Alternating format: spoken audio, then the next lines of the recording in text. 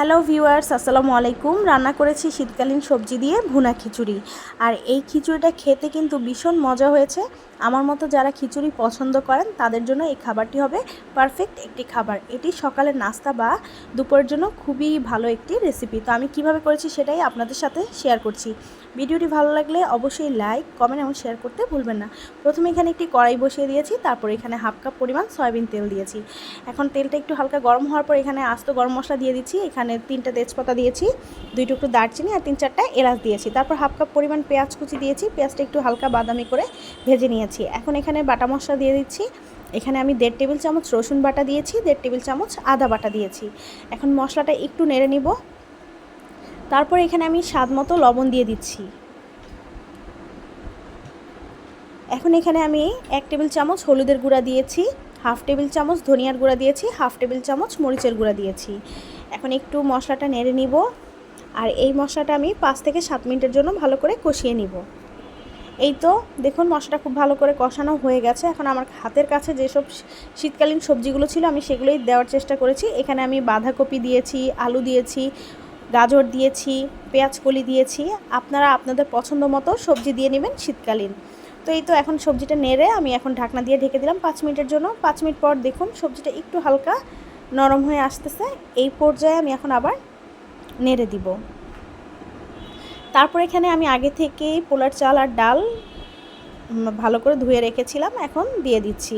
এখানে আমি 1 কাপ পরিমাণ পোলার চাল নিয়েছি আর হাফ কাপ পরিমাণ মুগ ডাল আর হাফ কাপ পরিমাণ মসুর ডাল নিয়েছি। 2টা ডাল মিলিয়ে আমি এখানে দিয়েছি 1 কাপ। তো এই তো এখন ভালো করে এই ডাল আর চাল ভেজে নিব। এই পর্যায়ে আমি দিয়ে দিয়েছি এখানে বড় সাইজের 2টা টমেটো টুকরো করে দিয়েছি আর 5-6টা কাঁচামরিচ ফালি দিয়েছি। আপনারা যে যেরকম ঝাল খেতে পছন্দ করেন ওই পরিমাণে দিয়ে দিবেন।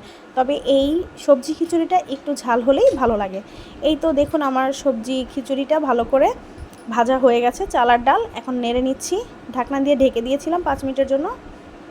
তো এখন আমি এই পর্যায়ে দিয়ে দিব পানি, গরম পানি দিয়ে দিচ্ছি। এখানে আমি 4.5 কাপ পরিমাণ, যেহেতু এখানে আমি 2 কাপ পরিমাণ চাল আর ডাল নিয়েছি টোটাল, তো এই জন্য আমি এখানে 4.5 কাপ দিয়েছি। এতে করে এই খিচুড়িটা একদম শক্ত হবে না, আবার নরমও হবে না।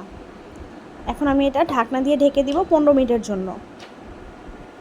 15 মিনিট পর দেখুন খিচুড়িটা অনেকটা হয়ে আসছে। আমি এখন একটু নেড়ে নিব। এখনও যেহেতু পানি আছে, তো আমি আরেকটু এটা 15 মিনিটের জন্য রান্না করব। আবার ঢাকনা দিয়ে ঢেকে দিলাম। 15 মিনিট পর দেখুন খিচুড়ির ডাল চাল খুব সুন্দর মতো সিদ্ধ হয়ে গেছে। এখন এই পর্যায়ে আমি আসলে আমার রান্না করা মাংস ছিল, গরুর মাংস ছিল, সেটা আমি এই সবজির মধ্যে মানে খিচুড়ির মধ্যে দিয়ে দিয়েছি।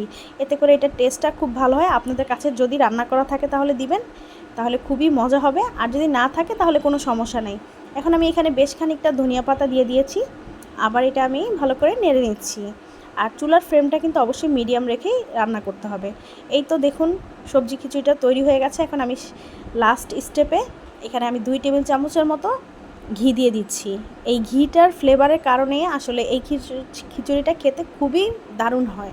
তো এই তো আমার তৈরি হয়ে গেল খুবই মজাদার ভুনা খিচুড়ি। আপনারা অবশ্যই এটা বাসায় ট্রাই করবেন।